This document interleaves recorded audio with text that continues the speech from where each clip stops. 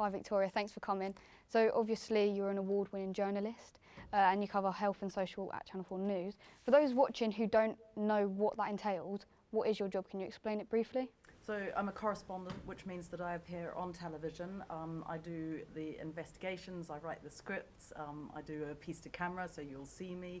I'm telling people about things like medical breakthroughs, about NHS politics. You know, every year in the winter you see in A&E, you know, at capacity crisis, you know, I will be doing that.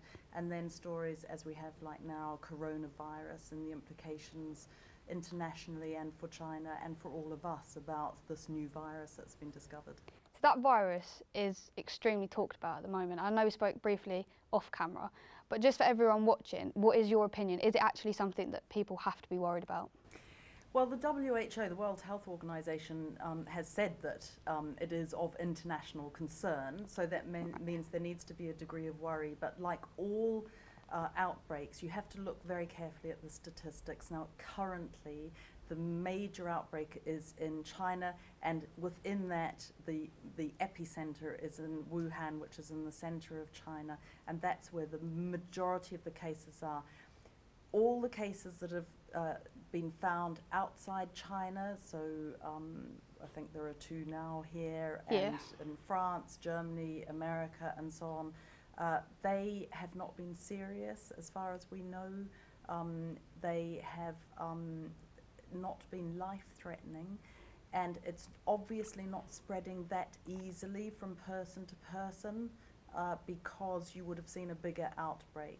What the world is watching for is that bigger outbreak, so where you get a huge number of cases in another country outside China where they haven't had a connection to China.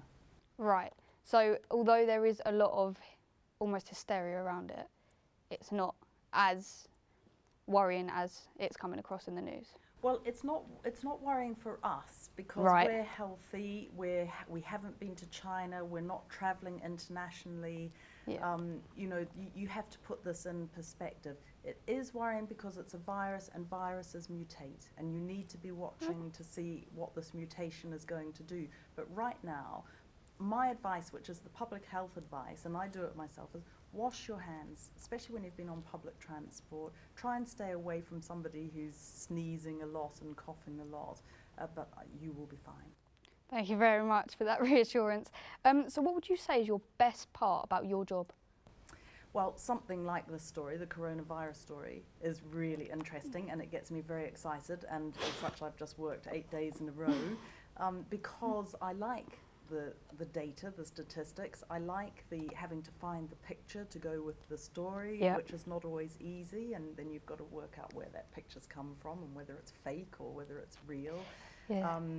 I like that it's a fast-moving story, so every day I've done it over the past week, there has been not just new numbers, and they've been going up and up, but, you know, suddenly the World Health Organization will make an announcement, or the Chinese government will make an announcement, and I love that pace. That's really exciting. But I also like stories where I've investigated it, where I'm angry about something that's happened, and then when I get it on air, I feel so proud that I've been able to tell people that there is this injustice out there. Incredible. And that's a very powerful, privileged position to be in. So it comes with a lot of positive sides. What would you say is the biggest challenge you've had throughout your career? Probably being a woman, and in a sometimes area that was dominated by men, particularly in the upper hierarchy of organisations. Being a New Zealander at the beginning, working in England, although that was not too difficult, but sometimes I felt it might have been a little barrier. I think otherwise, not that many barriers in a way, because I'm pretty determined, and I have always been very focused on the job. I've always known that this is utterly what I want to be and to do, and that really helps you. You know, I don't think maybe I should go and do something else now. I've always just wanted to be a journalist. So you mentioned determination there. If you had to pinpoint 3 skills that were the most important in order to make it in your industry, what would they be? Listening. And you're a good listener. Oh, thank you. Really, listening is the most important part of being a journalist, because people will say things, and if you're not listening carefully, you might miss the crux of the story.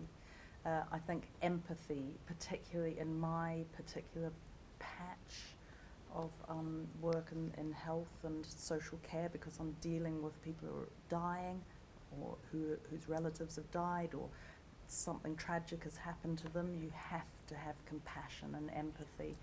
Third one, I think, is an ability to tell a story. You know, you don't necessarily have to be a beautiful writer, but you've got to be able to get across what you're trying to say.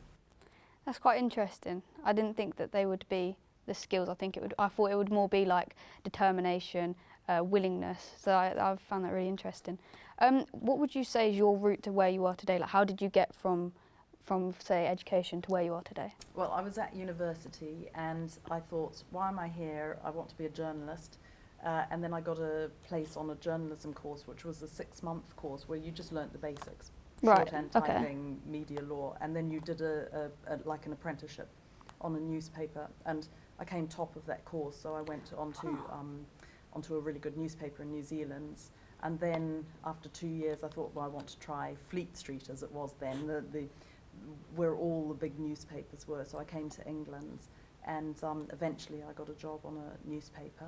And then after 10 years there, I went into television, mostly because I was a bit bored with newspapers, and television has that extra element that I really like. You know, you've got to have the picture to tell the story.